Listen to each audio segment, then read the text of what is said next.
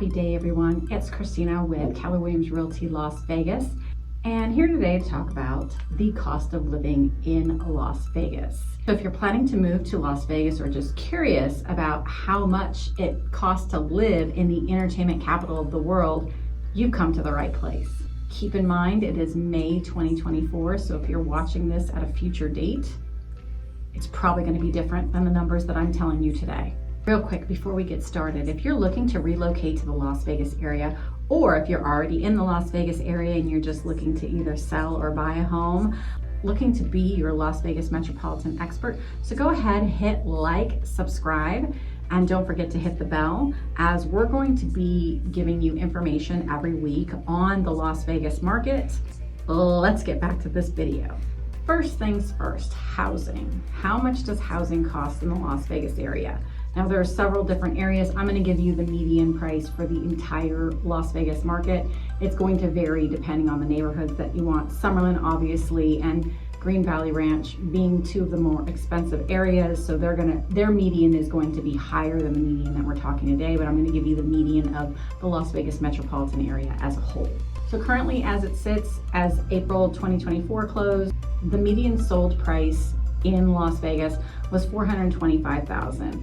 Up about 3.5% from this time last year, which was about just under $400,000 was the median sold price for homes in Las Vegas. Trying to find a home at $400,000 though in Summerlin or in Green Valley Ranch is going to be more of a chore. You're going to be closer to the $600,000 price range. The median price to rent in Las Vegas is about $2,100 a month. So that's for the entire Las Vegas metropolitan area. That is about stagnant from where it was last year. So rents are holding steady. There can be a flux up and down depending on time of year, but right now they're holding steady. If you're looking to rent, that's about the average rent that you're gonna find currently. And of course, depending on where you wanna rent, that's gonna fluctuate as well. If you're gonna wanna be in an area such as Summerlin, Green Valley Ranch, Inspirado, those rents are going to tend to be slightly higher, especially if you're looking to rent a house versus an apartment. I've seen some high-end apartments, some one-bedrooms going for over $2,000 a month, depending on the area. So it really just depends, but if you're looking to get on the average, depending on where you want to be in Las Vegas, is going to be $2,100. Now, getting around Vegas is another key expense. So right now, if you own a car, car insurance prices compared to other cities, we are pretty high, I will say that. So it is usually a shock for a lot of my clients when they move into Las Vegas and they see how high the expense for car insurance is, and also gas prices. We're one of the higher ones in the nation for gas prices. We are definitely cheaper than California, but we are higher than some other states.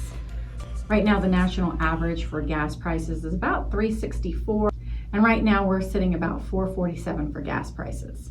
So that's pretty significant if you're coming from back east or down south, where gas prices are in the threes and you see a 4 in front of it, gets a little scary. And again, I talked about car insurance premiums. Car insurance premiums are substantially higher than other places, and that's because insurance companies look at it as we are a 24-hour town, that you have access to certain vices such as alcohol, so therefore that might be considered into your insurance premium depending on where you live in Las Vegas.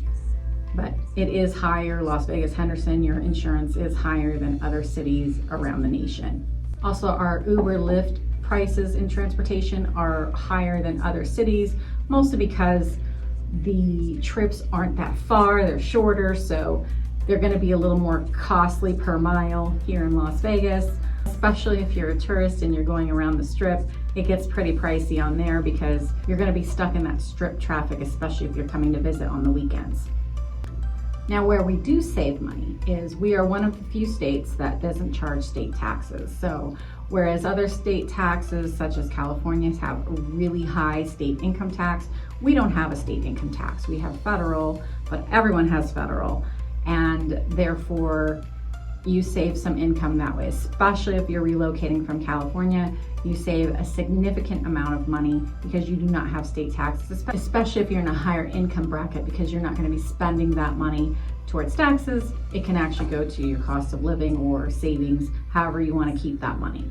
So our energy bills and our gas bills, those are going to trade which one's higher and which one's lower depending on time of year. So during the cooler months, our gas bill is a little higher, but it still does get cold here, so you will be paying a little bit more to heat your home. And in the summers, you can expect your electric bill to definitely go up in the summers because you are going to want to use your AC when it is 110 plus outside.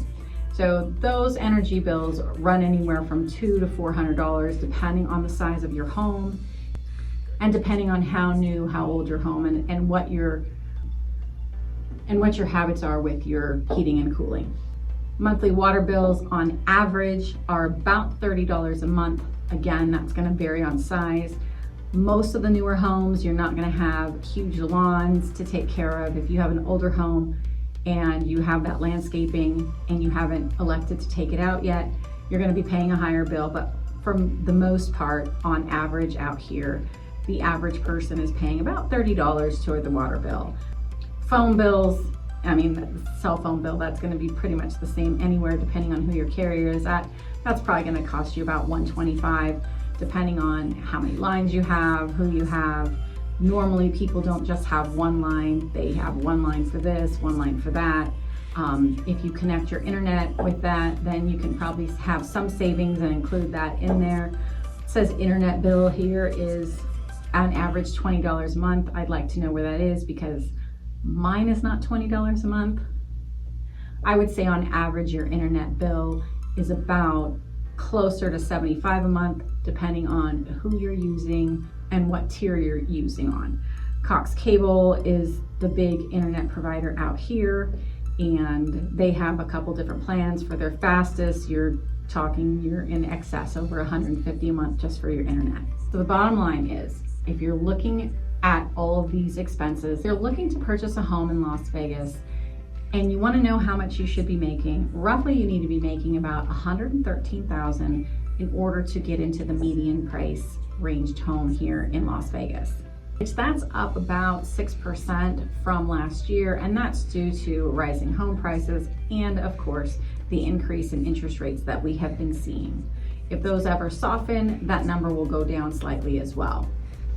Again, this is Christina, and if you are looking to purchase a home here in the Las Vegas market and want to know what to do next and find out how much house you can afford, please feel free to give me a call, and I'll talk to you guys next week.